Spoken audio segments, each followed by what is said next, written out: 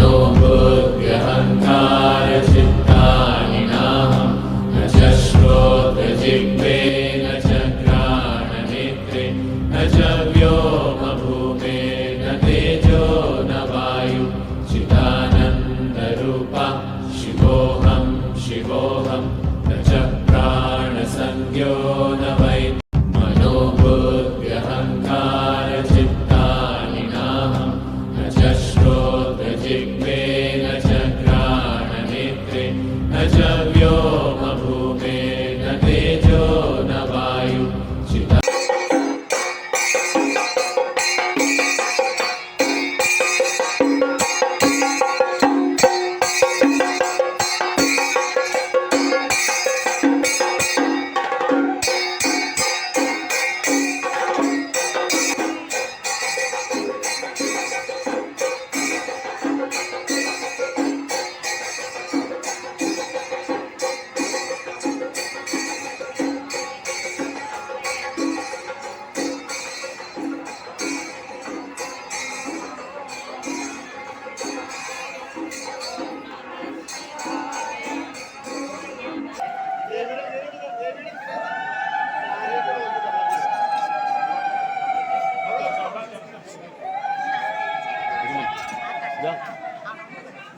ഞാൻ വിളിക്കാം നിങ്ങളെ.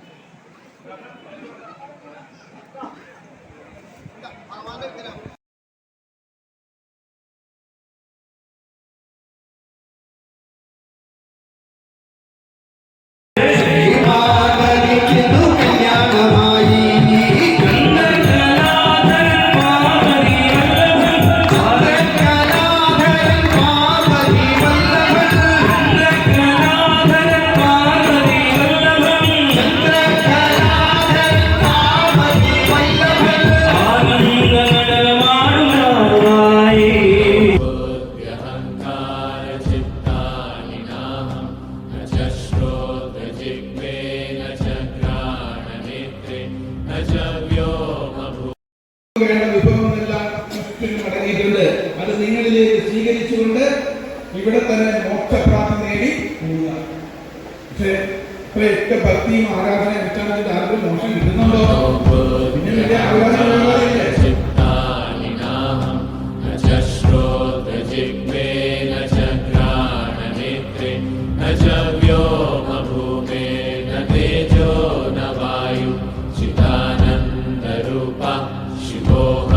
शिवोऽहं न च प्राणसंज्ञो न वै पञ्चवायु न वा सप्तधातु न वा पञ्चकोश मनोबुद्ध्यहङ्कारचित्तानि नाहं न च श्रोत्रजिह्वे न च घ्राणनेत्रे न च व्योमभूमे न तेजो न वायु.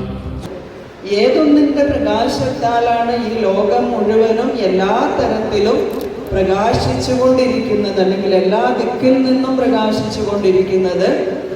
ആ പരബ്രഹ്മമായ പരമാത്മാവ് സമസ്ത വിധത്തിലുള്ളതായ ഐശ്വര്യങ്ങളോടും കൂടിയതായതുകൊണ്ട് സ്വയം സർവേശ്വരനായിരിക്കുന്ന ശിവൻ എന്ന് പേര് ധരിച്ചിരിക്കുന്നു എന്നാണ്. मनोबुद्ध्यहङ्कारचित्तानि नाहं न च श्रोत्रजिह्वे न च घ्राणनेत्रे न च व्योमभूमे न तेजो न वायु चिदानन्दरूपा शिवोऽहं शिवोऽहं न च प्राणसंज्ञो न वै पञ्चवायु न वा सप्तधातु न वा पञ्चकोश. എന്നുള്ളതായിരിക്കുന്ന പ്രണവത്തിന് 6 തരത്തിലുള്ളതായിരിക്കുന്ന അർത്ഥങ്ങളുടെ ഒരു ഏകതാ രൂപമാണ് നാം പറയുന്നതായിരിക്കുന്ന ആ ഒരു അക്ഷരം എന്ന് പറയും. ഒന്നാമത്തേതെന്ന് പറഞ്ഞാൽ മന്ത്രരൂപാർത്ഥമാണ്, രണ്ടാമത്തേത് യന്ത്രഭാവിത അർത്ഥമാണ്, മൂന്നാമത്തേത് ദേവതാ ബോധകമായിരിക്കുന്ന അർത്ഥമുണ്ട്, നാലാമത്തേത് പ്രപഞ്ച സ്വരൂപമായിരിക്കുന്ന അർത്ഥമുണ്ട്, അഞ്ചാമത്തേത് ഗുരുവിന്റെ രൂപത്തെ കാണിച്ചു തരുന്ന അർത്ഥമുണ്ട്, ആറാമത്തേത് ശിഷ്യന്റെ രൂപപരിചയം തരുന്നതാണ് എന്നാണ്.